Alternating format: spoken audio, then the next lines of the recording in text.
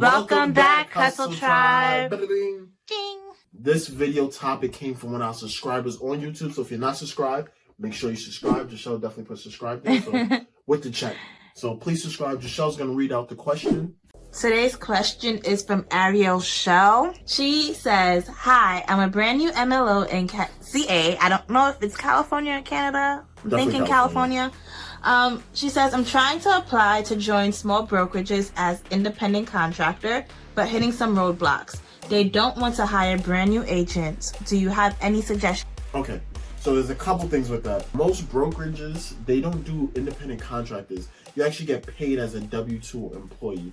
So when you say independent, are you trying to work with one bank as a brokerage, or are you trying to do multiple brokerages? Because I know for mortgage people in New York, Florida, Atlanta, all the places that we do loans so far, you have to tie it to one specific brokerage. You can't go to 8 different brokerages and put your license there. It has to be one home. Now, each brokerages has the ability to work with various banks, but you have one brokerage that you're tied to. Does that make sense? So it's either one brokerage or one bank. Now, secondly, since we are W-2, you pay taxes on it, which is a lot better than being 1099. You have the freedom of 1099, meaning you create your own schedule. You get depending on the brokerage you go to also. 100%, depending on the brokerage you go to. But you have a lot more freedom, especially if you pick the right brokerage. If you follow my other videos, I give you steps on how to figure out the right brokerage. And don't worry, if you didn't catch it, we'll talk about it now. So these are the tips to join a brokerage as a new MLO. First of all, congratulations to you, because that means you passed your MLO license. I'm really happy for you. More MLOs, that's really a good thing. Congratulations. And secondly, don't worry. You're going to hear a lot of no's before you hear yes. And that's part of any business. We do Airbnbs. We're always talking to landlords. We talk to people when we're trying to buy houses. We hear a lot of no's. You just have to get used to it, because every no means you're one step closer to yes. Imagine this. If you know your ratio is 1 out of 10, so you're going to hit 10 no's before you hit a yes, the no's don't start hurting you now. You're like, okay, 1, 2, 3, 4, 5, 6, 7, 8, 9. Oh, shoot, I'm about to get a yes. And that's how you have to train your mentality. You have to train yourself to understand it's a numbers game. What is my ratio? And then you work on getting that better at your ratio. So instead of 1 out of 10, you get 2 out of 10 or 3 out of 10. And that's how you become better. Now, tips on to join a brokerage. The first thing you need to do is, like I always tell you guys, this is my number one thing that I tell you guys. Social media. Now you're thinking to yourself, social media? Yes. If you have an online presence, I spelled it wrong? Yeah. Giselle gave me that look like, babe, you've embarrassed yourself. I always end up spelling it wrong. It was like A-I-A-L, right? Yes. See? Yep. You knew it. Yeah, I knew it, but it is whatever. Anyway, I'm going to keep it there. Make fun of it if you want. As long as you're liking, subscribing, and commenting, make fun of it. If you're watching this, put the right way to spell social media in the comment section. I'm going to screenshot it and put it on my Instagram, telling people. Social media. So anyway, so the first thing first is actually having some kind of online presence. And the reason why you're doing this is because if you're coming to a brokerage and you're like, yeah, I am a new loan officer, but I have 20,000 followers. I have 10,000 followers. I have 5,000 followers. It doesn't matter how much you have. You have this many people that listen to you, watch your videos. You're bringing value. You're not just some random person. Now you're a person that has value, that has something to offer to the brokerage. So they're going to look like, wow, if they know this many people, what else can they do? They're doing this on their natural ability without me training them about mortgages or learning about mortgages. This is what they're doing by themselves. You become more valuable. Number 2, right? How many people do you know? Now, social media is the people that know you, right? Yes. You might not know them. They're following you. But how many people do you actually know? How many people that you can call them and say, hey, I'm doing mortgages now. Are you interested in buying a house? Are you looking to refinance a house? Now you're tapping into your direct circle, or filling out how many people actually are interested in the service that you're doing. So if you go to a new brokerage and say, hey, I'm very new, I'm interested in signing up, and yes, I need training, yes, I don't know everything, but I have 5 people who are looking to buy a house. What do you think they're gonna say? They're gonna tell you, no, we don't want your business? Of course they're gonna tell you. They're gonna be like, you have 5 people?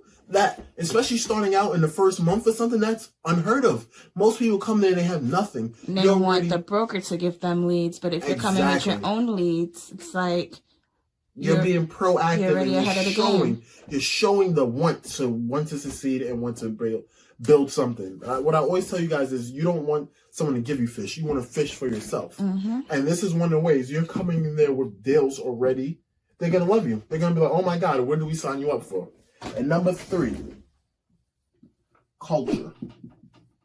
I tell you guys all the time, not every brokerage is a good fit for you because not every culture is the same. Mm-hmm. You want one that aligns with you. So even if they're a small brokerage, they might not align with you. So find one that aligns with you. Find one that's going to give you training. They're willing to invest in you. That's how you can understand what a real good brokerage is, because they're willing to put their own money to invest in you because they see something in you or they want to make you better. Because be honest with you, the more money you build, the more money you bring in, the more money they make, because they make money off of every deal that you bring in. Mm-hmm. So if they're not willing to invest with you, that's a red flag. So if you have a social media and the culture is like, we invest in our people, we want them to do better. We have a 401k plan for them so they can have something for the future. They should be willing to invest in your social media platform. They should be willing to invest in your pop-ups or your whatever you do to bring traffic in your email marketing. They should be willing to invest in that. And if they can do that, if they invest in training for you, they invest in getting classes to make sure you become better, that's a company you want. Just because they're small does not mean they're a good fit. I want you to remember that. Not all small companies are good fits for you. And just because they're big doesn't mean they're going to invest in you either. Because a lot of big companies, you're just another number. Mm-hmm. That's what you are. You're a number. How many sales did you close today? You're not Malcolm. You're not just Shao. You are a number 413. And you only closed 1 loan today. That's all. That's how they memorize you by. And that's why I tell clients the same thing. Because the reverse is true. When clients go to big banks, they're a number. And sometimes when they go to small banks, they don't care about them either. Yep. So you have to find a company culture that fits and aligns with your beliefs. You have to understand how many people do you know? And do you have some kind of social media? Do you have some kind of traffic coming in? And this all equals up to, I'll repeat it again, all equals up to value. What value do you have for the brokerage? Does that make sense?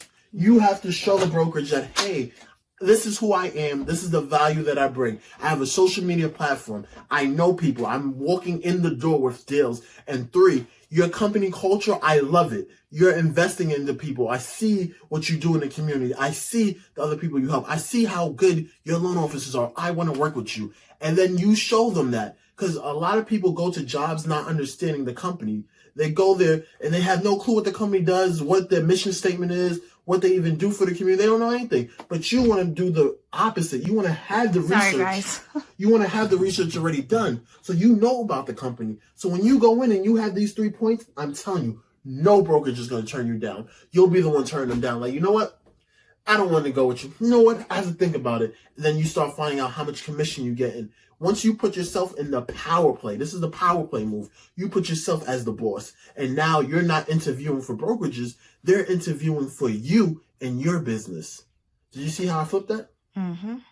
And that's how you win. That's how you get brokerages to say yes to you. I should have renamed this. How to get any brokerage to tell you yes.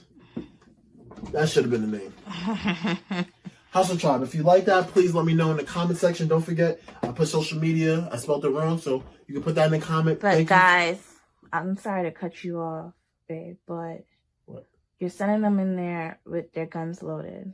Mm-hmm. You also have to remember to be humble because you are also going there as a brand new loan officer. You don't have that knowledge and you don't have, that experience. So yes, you have your clients, but don't throw it in their face like, I don't need you, because you do need them. 100%. But you're also bringing something to the table as well. As Mark says, stay humble. Yes. Mark is one of our friends. But thank you, Giselle, for bringing that up. You do want to stay humble. But at the end of the day, this is going to turn it and give you more power than they have. And that's what you want. You always want to have that power play and power moves. Now, if you enjoyed this video, please put it in the comment section. Thank you for all the followers. Thank you for subscribing. Subscribe. We're coming out with more videos. We do 2 videos per week. Sometimes we do more. We do little specials and stuff like that. If you have any questions, put in the comment sections, because as you guys can see, we actually read them and we go through them and we do videos on them. Yes, we do. Thank you for all the followers. Thank you for everything. This is the real Mr. Marcelle, aka your favorite loan officer. And if you want to reach me, if you have questions, you want to do one-on-ones, the link is in the bio. I'll help you with anything you need. All right. Even my home buyers, future home buyers. Let's go. We can talk too. Giselle, you ready? How do we do this? Over and out, or is it 1, 2, 3 out? You tell them to like, follow, and subscribe, and all that stuff. Like, follow, subscribe, Hustle Tribe. Over and out. Thank you for watching this video. If you enjoyed it, like, comment, subscribe. If you're interested in learning more about real estate or mortgages, check out the other videos on my channel.